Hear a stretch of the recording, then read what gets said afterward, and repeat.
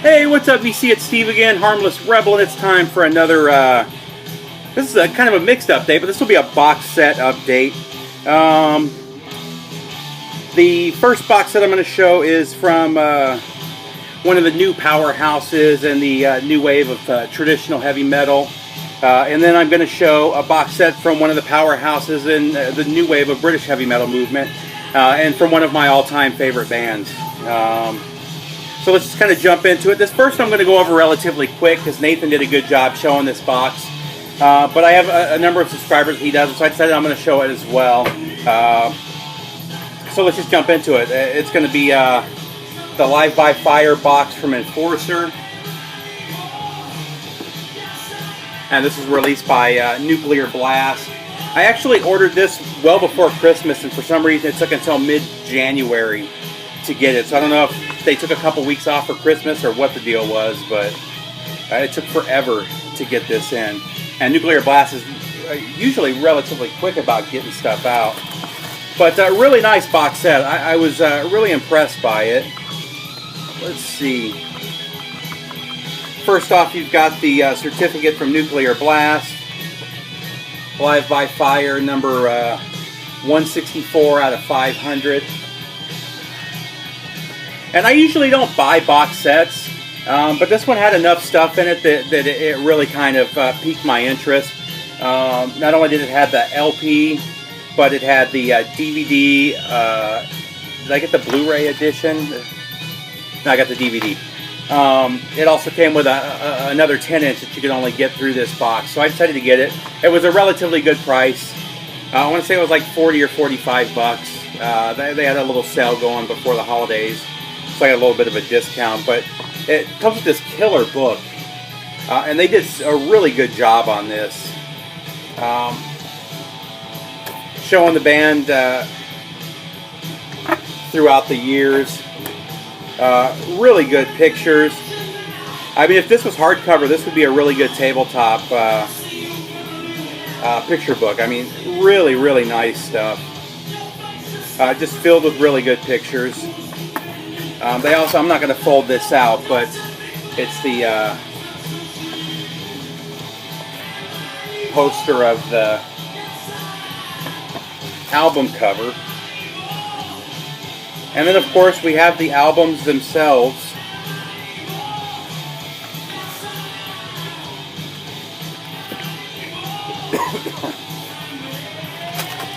So here you have the Live by Fire LP, which is a really killer show.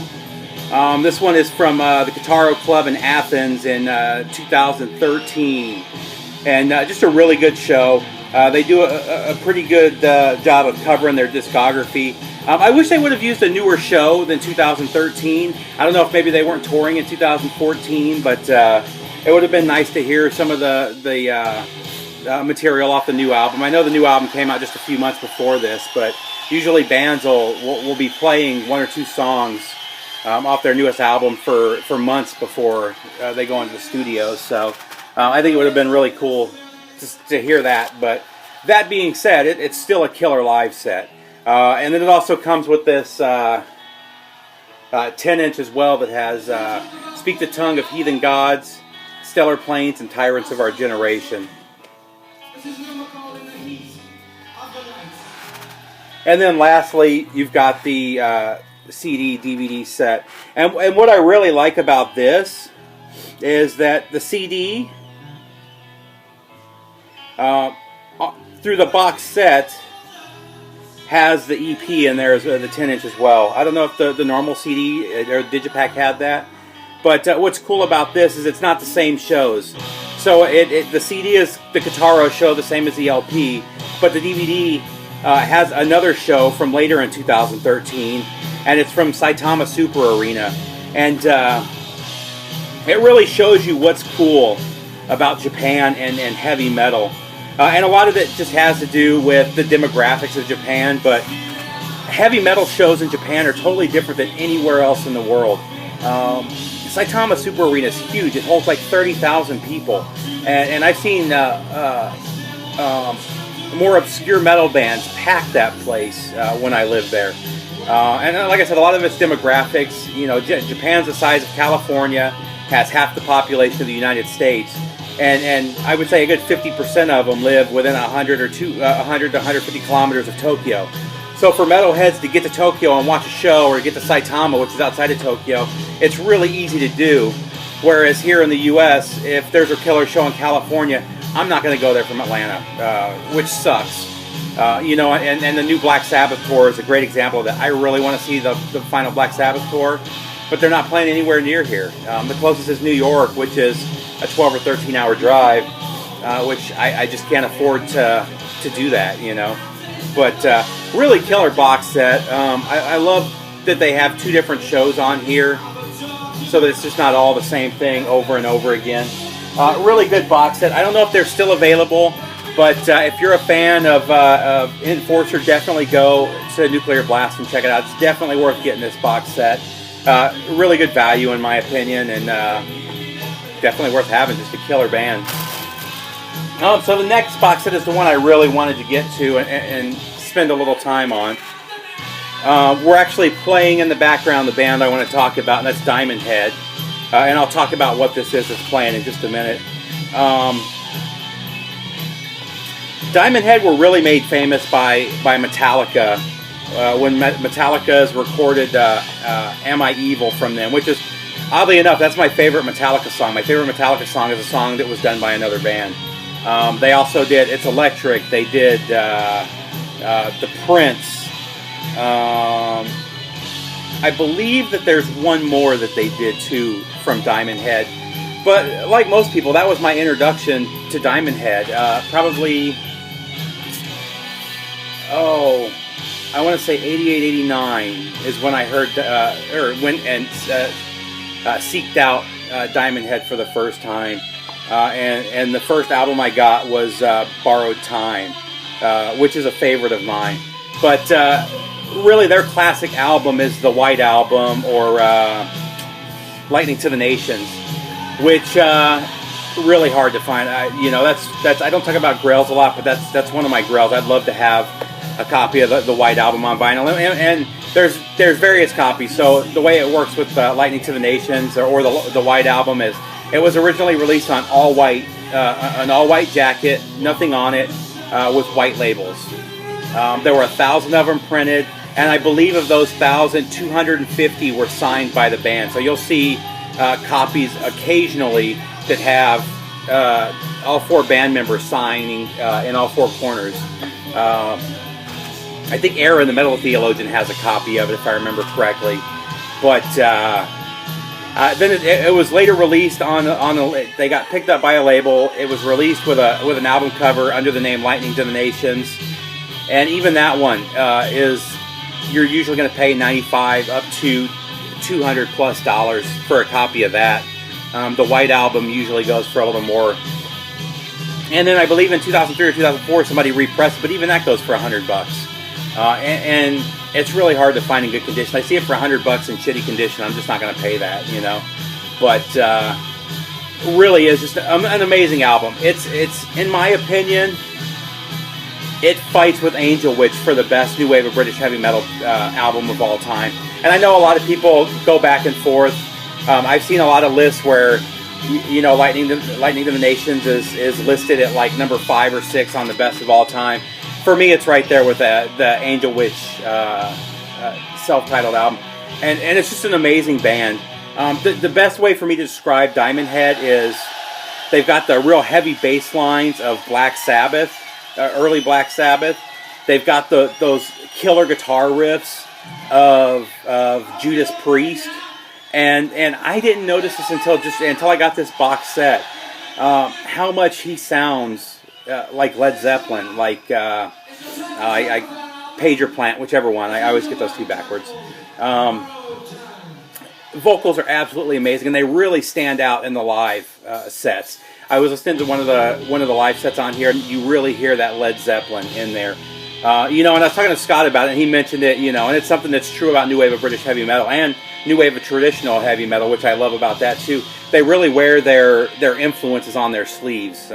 You know, the bands that loved Iron Maiden. You know the bands that loved Black Sabbath. You hear it in their music, and that's something I really liked about new wave of British heavy metal. So again, like I said, obviously the box set is Diamond Head, and this is the MCA years. So unfortunately, this doesn't have the White Album or Lightning to the Nations on it. This has Borrowed Time, Canterbury, and then a whole slew of additional stuff, including a live album, which is what we're listening to right now. Borrowed Time, again, I would put that top 20 new wave of British heavy metal albums. Another amazing album. The song Borrowed Time is an absolute classic. Speaking of Borrowed Time, and you can hear those Zeppelin-type-esque vocals on here. This song is so good live. I love the studio version, but the live version of Borrowed Time is absolutely amazing. But one thing I've always thought I never got, which I'm not complaining about it, but when they signed to MCA and they recorded Borrowed Time, they threw Am I Evil on here and Lightning to the Nations, which were both on their first album.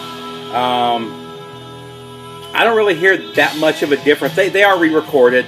They are a little bit clearer than on the original. The original album is really raw, which adds to the appeal in my opinion. But they added those in here, so really you've got 5 new songs and 2 that are re-releases of an earlier track. The cool thing about disc 1 of this is it's not just Borrowed Time. It's also got the 4 Cuts EP. The 4 Cuts EP is out there. It's not hard to find. Actually, somebody was just showing it on the VC. You can get the 7-inch. There's a 12-inch of it. The reissued Borrowed Time has those 4 songs on there. But what's cool on here is on that disc 1, it's also got the BBC Radio 1 sessions. The band sounds amazing on these 4 live tracks, especially Borrowed Time. That's not what we're listening to here. This is for live from Reading that we're listening to right now. But disc 2 of this is Canterbury. Let me pull them out and show you. Sorry.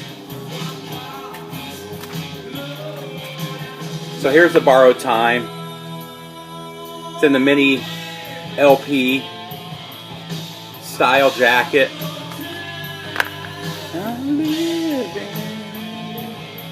Next up is Canterbury.